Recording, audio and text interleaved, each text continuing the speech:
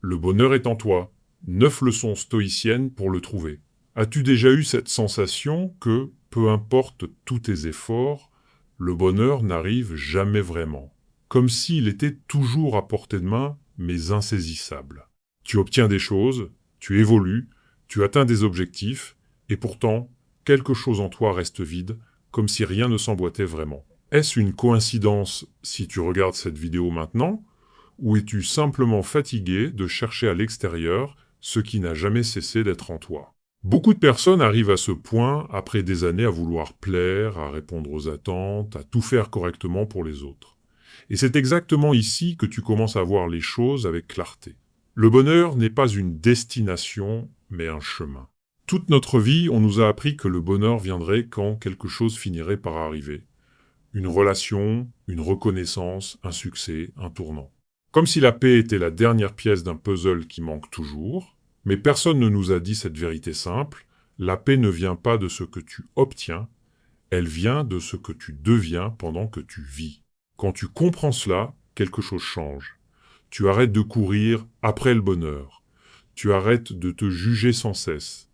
Tu commences à ressentir plus de présence dans ce que tu as déjà. Tu cesses d'utiliser les personnes, les relations ou les réussites comme des béquilles émotionnelles et tu commences à revenir vers toi-même. Ce n'est pas renoncer à tes désirs.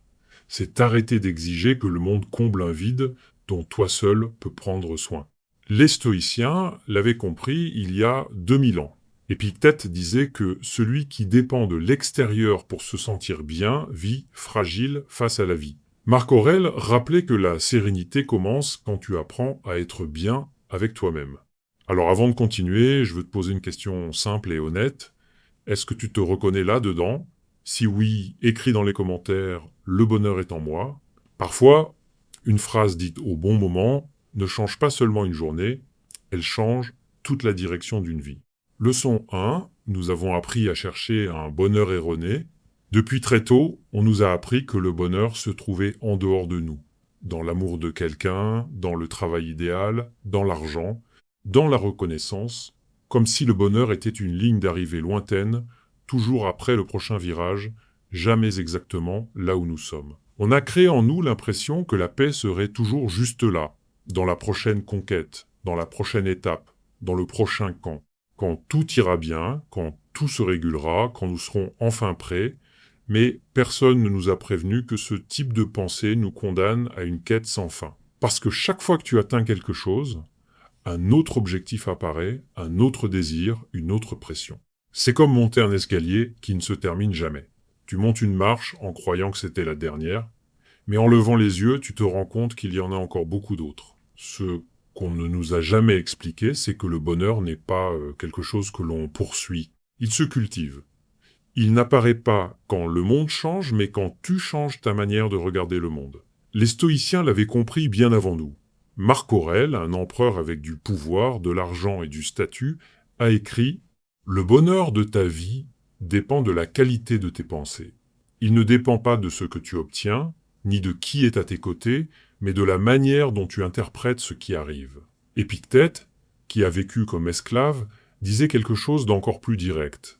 Ce ne sont pas les choses qui nous troublent, mais l'opinion que nous avons d'elles. Deux hommes dans des situations opposées, arrivant à la même conclusion. Le bonheur ne vit pas dans les circonstances, il vit dans l'esprit. Si ton bonheur dépend de quelque chose d'extérieur, il sera fragile. S'il vient de l'intérieur, presque rien ne peut le faire tomber. Le monde moderne insiste pour nous pousser à la comparaison, à mesurer notre valeur par ce que nous avons, par ce que nous montrons, par ce que nous accumulons. Mais le stoïcisme nous rappelle quelque chose d'essentiel. Tu n'as pas besoin de plus de choses pour être heureux. Tu as besoin de moins de dépendance, moins de besoin d'approbation, moins de peur d'être avec toi-même, moins de bruit extérieur, plus d'espace intérieur. Quand tu apprends à trouver de la satisfaction dans tes propres pensées, dans ton propre rythme, dans ton propre silence, tu découvres quelque chose de libérateur. Il ne manque rien. Alors, une question sincère pour toi. Quelle part de ce que tu recherches aujourd'hui est vraiment nécessaire? Et quelle part n'est qu'une tentative de combler un vide? Leçon 2. Personne ne va te donner ce que tu refuses de t'offrir. Une grande partie du mal, être né d'une attente silencieuse. L'attente que quelqu'un nous complète, nous comprenne parfaitement, nous fasse nous sentir importants. Sans même t'en rendre compte, tu remets aux autres le pouvoir de te faire aller bien. Tu espères qu'une relation t'apportera de la sécurité, que tes amis te valideront, que le monde te reconnaîtra. Mais ce transfert a un prix élevé. Tôt ou tard, les gens échouent, non par méchanceté, mais parce qu'ils sont humains.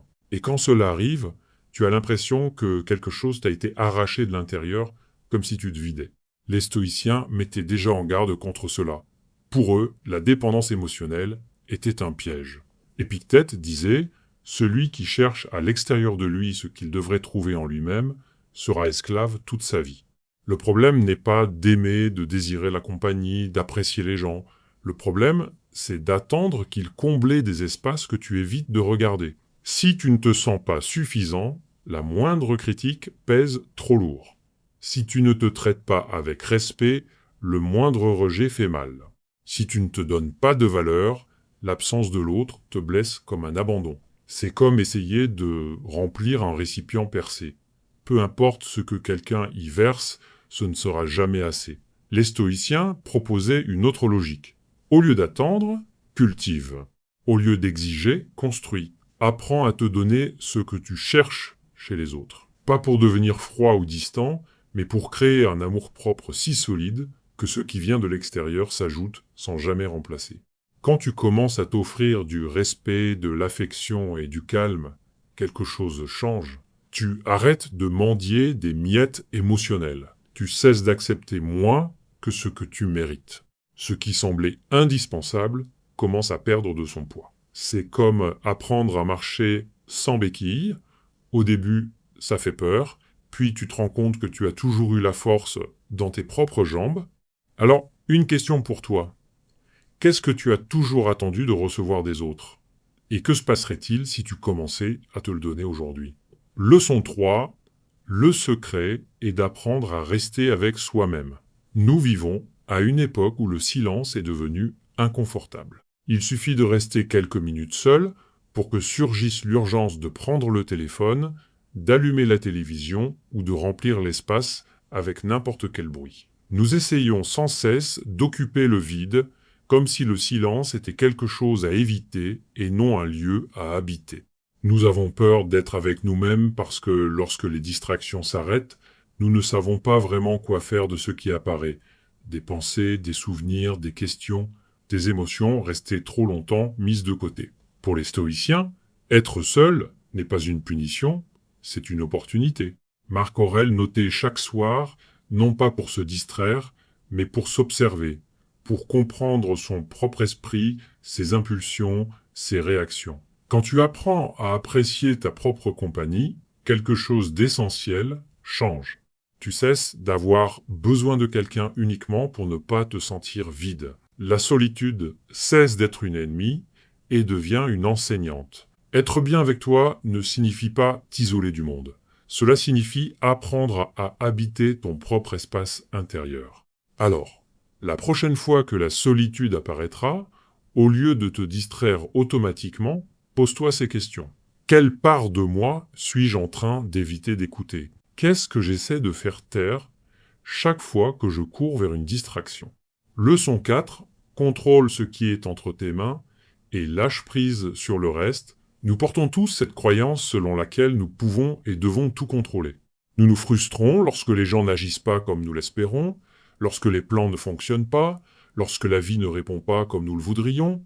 Mais la vérité, même si elle fait mal au début, est la suivante. Il existe très peu de choses qui dépendent réellement de nous. Les stoïciens divisaient la vie en 2 domaines très simples. Ce qui est sous ton contrôle, tes pensées, tes actions, tes choix, tes réponses. Ce qui ne l'est pas, les réactions des autres, le timing des choses, le passé, le hasard. Quand tu essaies de contrôler ce que tu ne peux pas, le seul résultat est l'épuisement. Épictète le disait avec une simplicité brutale. Fais de ton mieux avec ce qui dépend de toi et accepte le reste avec sérénité. La prochaine fois que quelque chose te dérange, demande-toi, est-ce que cela dépend de moi? Si la réponse est non, lâche prise. Si la réponse est oui, agis avec calme, fermeté et responsabilité. La véritable maîtrise intérieure n'est pas l'indifférence, c'est la sagesse. Leçon 5. Tant que tu demandes pourquoi, tu souffres. Quand tu demandes pourquoi, tu grandis. Quand quelque chose de mauvais arrive, l'esprit réagit presque toujours de la même manière. Pourquoi moi? Pourquoi maintenant? Qu'est-ce qui a mal tourné? Cette succession de pourquoi semble logique, mais en pratique elle n'éclaire rien, elle enferme. Elle alimente la souffrance parce qu'elle nous maintient prisonniers de la plainte, du sentiment d'injustice, de l'idée de punition. Les stoïciens ont appris à regarder les problèmes sous un autre angle, non comme des punitions, mais comme des points de bascule. Ils ont remplacé la question « Pourquoi est-ce que cela m'arrive ?» par « Pourquoi cela est-il venu à moi ?» Marc Aurèle écrivait « Les obstacles n'interrompent pas le chemin, ils deviennent le chemin lui-même. » Quand tu remplaces le pourquoi par le pourquoi, quelque chose change à l'intérieur. Tu cesses de te sentir victime de la situation, tu deviens son apprenti, la douleur cesse d'être seulement quelque chose qui t'arrive et devient quelque chose qui t'enseigne. Alors la prochaine fois que quelque chose de difficile surgira, au lieu de demander « pourquoi la vie me frappe », demande-toi « qu'est-ce que cette expérience essaie peut être de me montrer, qu'est-ce qu'elle me demande de développer, d'abandonner ou de renforcer ?» Leçon 6. Fais de ton esprit un endroit où tu as envie de vivre. Ton esprit est l'endroit où tu passes toute ta vie, mais on le traite rarement comme un foyer. On le laisse se remplir de pensées négatives, de préoccupations inutiles et de comparaisons qui usent l'âme. Prendre soin de ton esprit, c'est sélectionner ce que tu autorises à entrer. Les stoïciens pratiquaient la réflexion quotidienne comme une forme de nettoyage mental. Ils passaient en revue leurs pensées, leurs émotions et leurs attitudes, non pour se culpabiliser, mais pour s'aligner. Alors, une question pour toi, si ton esprit était ta maison, aurais-tu envie d'y vivre, ou est-il temps de commencer à redécorer à l'intérieur? Leçon 7, tu n'as pas besoin, tu choisis. Quand tu apprends à être en paix avec toi-même, quelque chose de beau se produit, tu ne te sens plus incomplet. Et justement pour cette raison, tu apprécies encore davantage la compagnie des autres. Tu cesses d'aimer à partir du manque, et tu commences à aimer à partir de l'abondance. Les stoïciens ne cherchaient pas l'isolement, ils parlaient d'équilibre. Aimer sans dépendre, aider sans se perdre, donner sans exiger de retour. Quand tu es bien avec toi-même, tu ne demandes pas l'amour, tu l'offres, tu n'exiges pas de compréhension, tu partages. Tu ne cherches pas la validation. Tu exprimes qui tu es. Leçon 8. Le monde change quand ton esprit change. Les stoïciens avaient compris quelque chose que la psychologie moderne ne fait que redécouvrir aujourd'hui.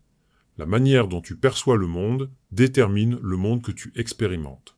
Si ton esprit est en chaos, tout autour de toi paraît confus, lourd, difficile à gérer. Mais lorsque, à l'intérieur de toi, il y a plus d'ordre, de sérénité et de sens, les mêmes problèmes continuent d'exister, mais ils ne semblent plus insurmontables. Le changement intérieur est silencieux. Il ne fait pas de bruit. Il n'attire pas l'attention. Mais c'est précisément pour cela qu'il est si puissant. Leçon 9. Le bonheur intérieur est une décision. Pendant longtemps, nous avons cru que le bonheur était quelque chose qui surgissait lorsque tout avait enfin du sens. Mais la vérité, c'est que le bonheur n'apparaît pas au bout du chemin, mais sur le chemin que tu choisis d'emprunter. Marc Aurèle disait « Le bonheur ne s'obtient pas en désirant moins de douleur, mais en désirant plus de force. » Alors, une dernière question pour toi. Combien de fois as-tu reporté ton bonheur en attendant que quelque chose change? Et que se passerait-il si tu choisissais d'être heureux aujourd'hui exactement avec ce que tu as maintenant? En résumé, le bonheur n'est pas une destination, mais un chemin. Il ne dépend pas de ce que tu obtiens, mais de ce que tu deviens. Et il est déjà en toi, attendant que tu le découvres. Si cette réflexion t'a parlé, écris en commentaire « Le bonheur est en moi ».